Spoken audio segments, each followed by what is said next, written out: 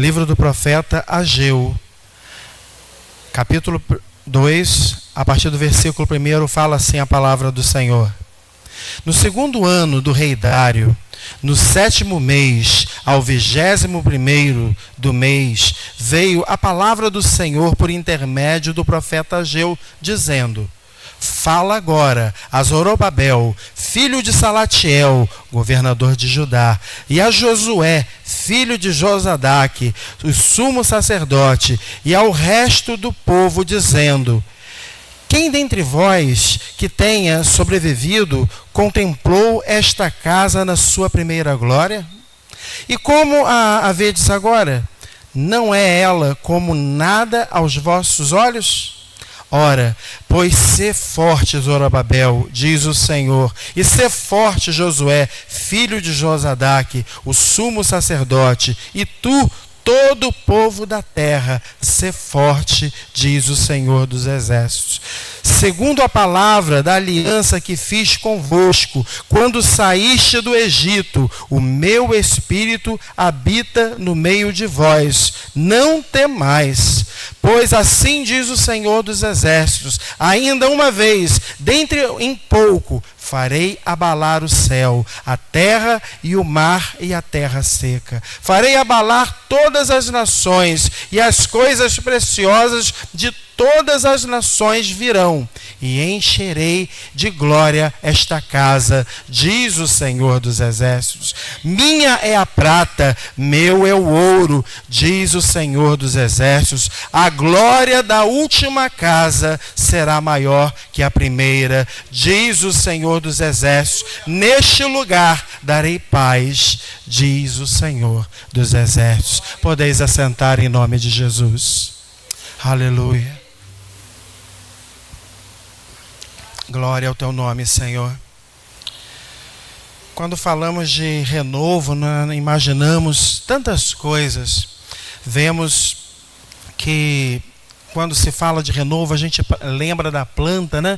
Que ali no meio do tronco, às vezes que aparentemente morto, nasce um novo broto, um rebento, que a gente vê a expressão da vida ainda sendo continuada. Mas é interessante que quando nós vamos buscar a definição de renovo, né, nos dicionários, no Wikipédia, tantos outros lugares que nos trazem definição, a gente vai ver a seguinte definição: renovo também pode ser visto como restituição, como reconstrução, não é? Então a gente pode declarar que o Senhor é aquele que vai sempre renovando todas as coisas na nossa vida. O Senhor é aquele que vem trazendo a nossa visão tudo aquilo que às vezes a gente possa declarar que se perdeu, mas o Senhor traz a existência para mostrar a sua grandeza. O texto que nós lemos aqui fala de um tempo muito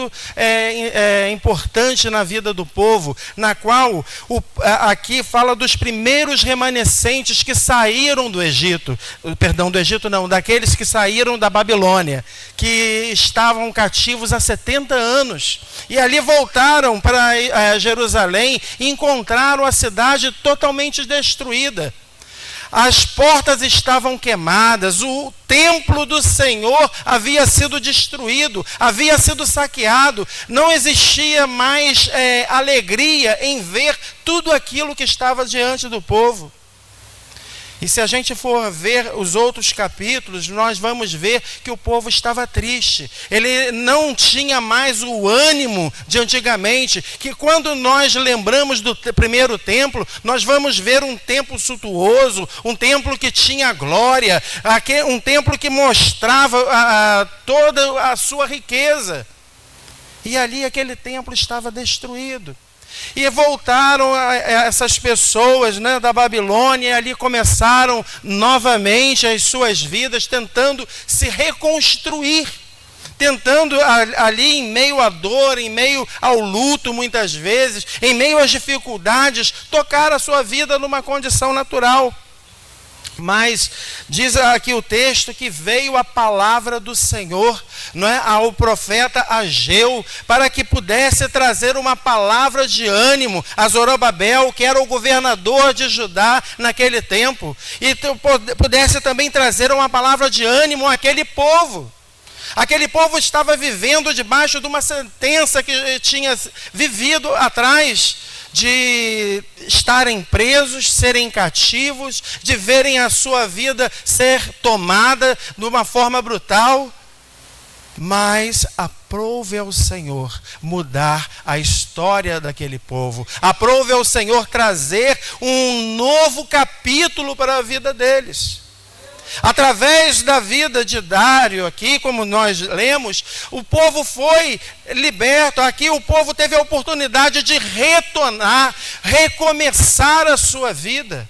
Eu quero dizer para você nessa manhã que o Senhor também fala para mim e para você que nós temos a oportunidade de recomeçarmos a nossa vida debaixo da graça, da misericórdia do Senhor, através do renovo, da presença dEle em nós. Às vezes nós nos sentimos fracos, às vezes nos sentimos tão fragilizados diante das circunstâncias que muitas vezes nos colocam na parede. Mas eu quero declarar nessa manhã que o Espírito do Senhor está sobre a tua vida. O Espírito de renovo, de restauração, da graça do Senhor está sobre você, está sobre essa igreja. Porque essa é a promessa do Senhor. O templo do passado era muito bonito. O templo do passado era cheio de ouro, de prata. As pessoas entravam, ficavam maravilhadas. E diz a palavra que o segundo templo, que ali eles começaram a reconstruir, não era tão assim vistoso na aparência. Mas a palavra de Deus declara que aquele lugar tinha algo especial. Tinha a glória do Senhor. Se nós formos procurar outros textos, esse mesmo segundo templo que foi construído novamente, ele teve algo tremendo, que foi a própria visita do Senhor Jesus nesse lugar. E aquele lugar se encheu da glória do Senhor, porque aonde Jesus está, as coisas são transformadas. Aonde Jesus está, as vidas são tocadas. Aquele templo teve a profecia ali cumprida, que a glória da segunda casa será maior do que a primeira. Naquele primeiro momento, o templo só via pessoas, via ouro, via prata. Mas o segundo templo, com a sua simplicidade, viu a glória do Senhor. E eu quero dizer para você nessa manhã que a mesma condição daquele templo, do segundo templo, que a glória do Senhor encheu aquele lugar, o Senhor também fala para mim e você. Você e eu somos templo do Senhor, habitação do Senhor, e na qual o Senhor quer encher a minha e a tua vida nessa manhã. Ele quer trazer renovo, restauração para a minha e a tua vida. Aleluia. Precisamos entender que os tempos, às vezes, nos trazem tristeza. As circunstâncias tentam nos abalar, mas a nossa confiança precisa estar no Senhor. Aqui o povo ele vivia um tempo muito triste. A esperança já não existia.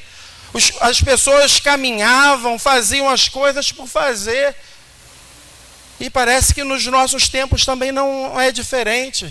Muitos estão dentro da casa do Senhor, caminhando, fazendo as suas coisas, falando, cantando, adorando, mas o seu coração está sangrando, o seu coração está triste.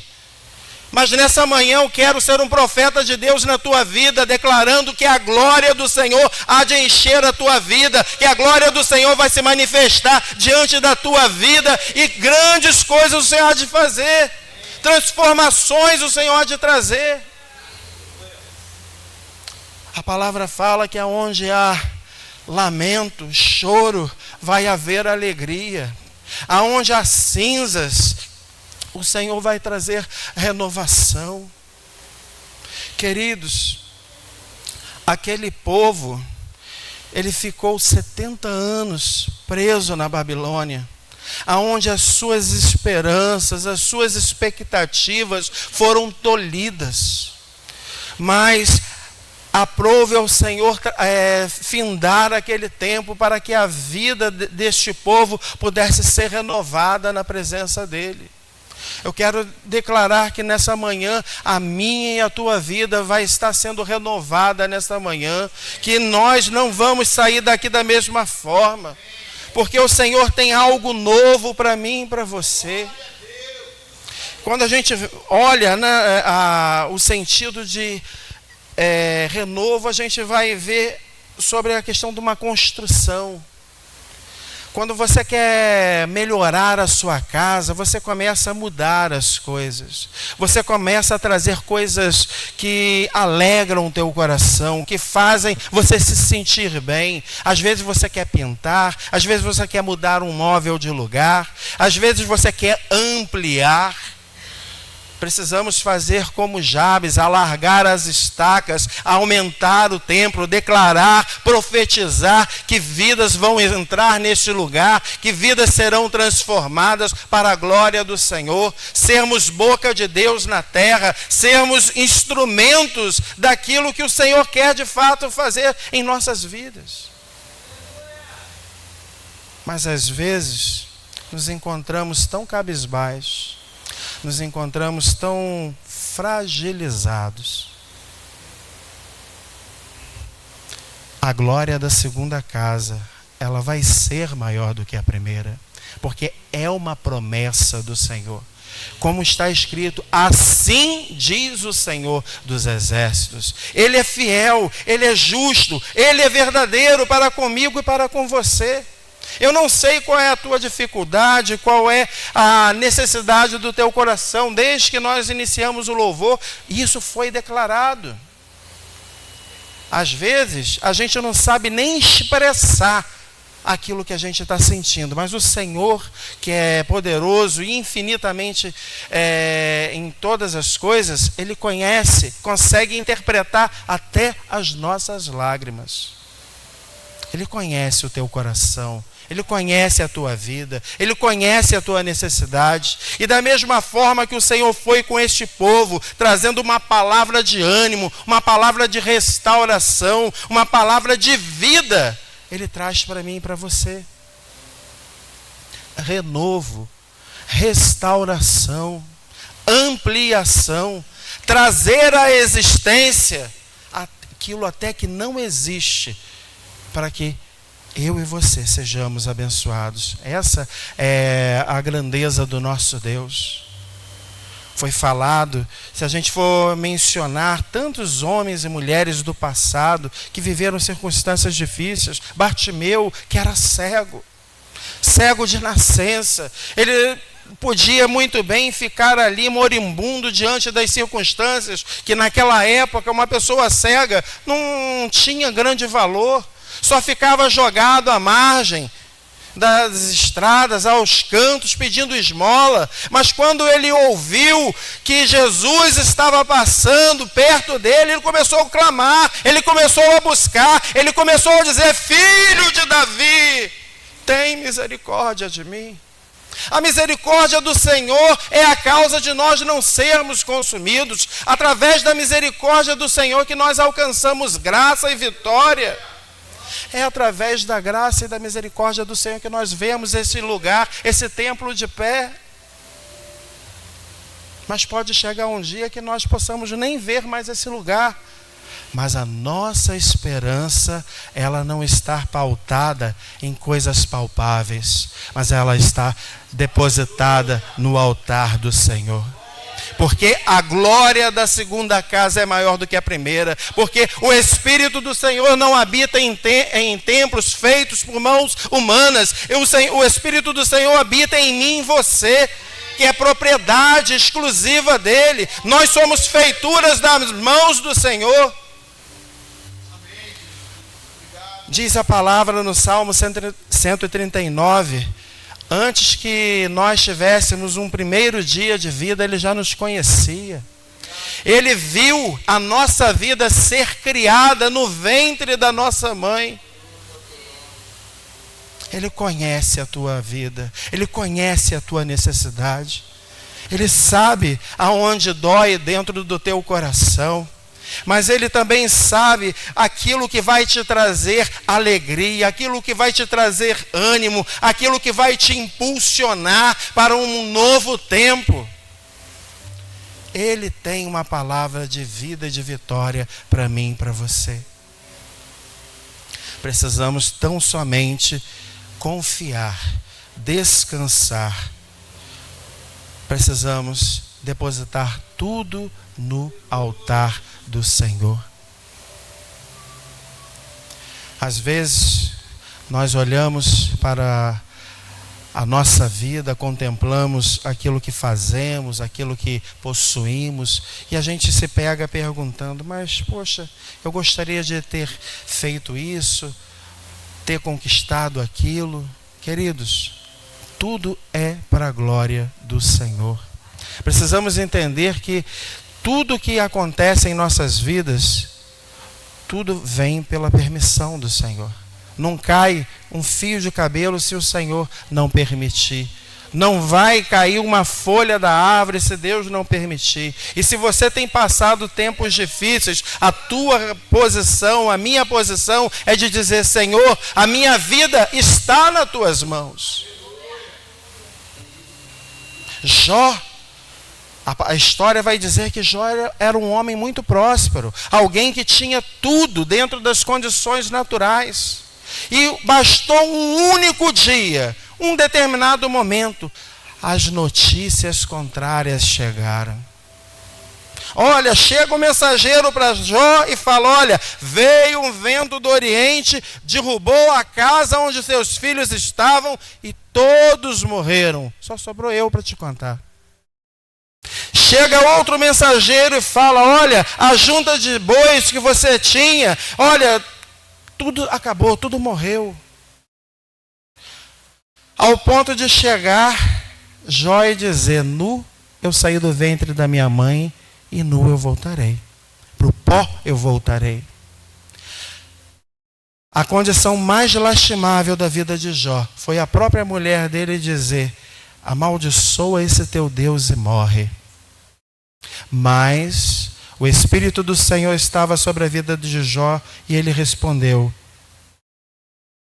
louca, você não sabe o que fala.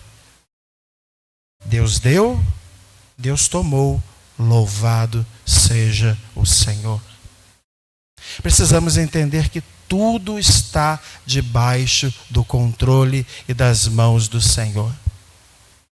E que no tempo certo, na hora certa, a restituição do Senhor, ela vai acontecer.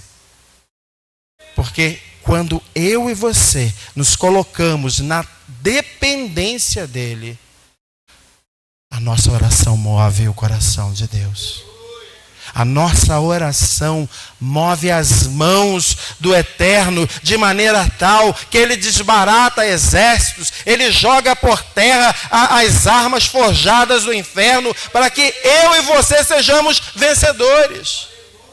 A palavra do Senhor, ela é fiel, ela é justa, ela é verdadeira. Nós como igreja só estamos de pé porque estamos debaixo da palavra do Senhor. Nós cantamos em uma canção que o Coliseu não parou a igreja. As pessoas lá do passado eram afrontadas, eram queimadas vivas, eram jogadas dentro do óleo e tacavam fogo. As pessoas eram açoitadas, as pessoas eram jogadas aos leões. Mas mesmo assim, a confiança daquelas pessoas estava no Senhor, porque o coração daquelas pessoas era um coração de servo. Precisamos ser servos na presença do Senhor. Precisamos ser homens e mulheres que se colocam à disposição do Senhor como templos. templos da glória do Senhor, para que Ele possa encher, para que Ele possa usar, para que Ele possa manifestar a glória dEle. Que quando aquele que está oprimido, aquele que está carente, aquele que está desolado, chegar junto de nós, ele não veja a nós, mas veja o Senhor em nós. Precisamos refletir a glória do Senhor. Precisamos exalar o bom perfume de Jesus. Que não sejamos como o primeiro templo, muito bonito, muito aparente, mas passou. Sejamos como o segundo templo, que aparentemente ele era simples, mas a glória do Senhor se fazia presente continuamente. A glória do Senhor está nesse lugar. A glória do Senhor está sobre a vida desta igreja. A glória do Senhor está sobre a vida daqueles que estão no secreto buscando a presença do Senhor, que constantemente dizem: Senhor, vem sobre a minha vida, vem sobre a vida do teu povo. Senhor, manifesta a tua glória. Ele está aqui. Ele é fiel. Ele é justo. Ele é verdadeiro. O Senhor quer restituir todas as coisas no meu e no teu coração. Que nessa manhã possamos declarar quão grande é o Senhor, quão digno é o Senhor, fidedigno é o Senhor em todas as coisas. Ele é poderoso para fazer infinitamente mais.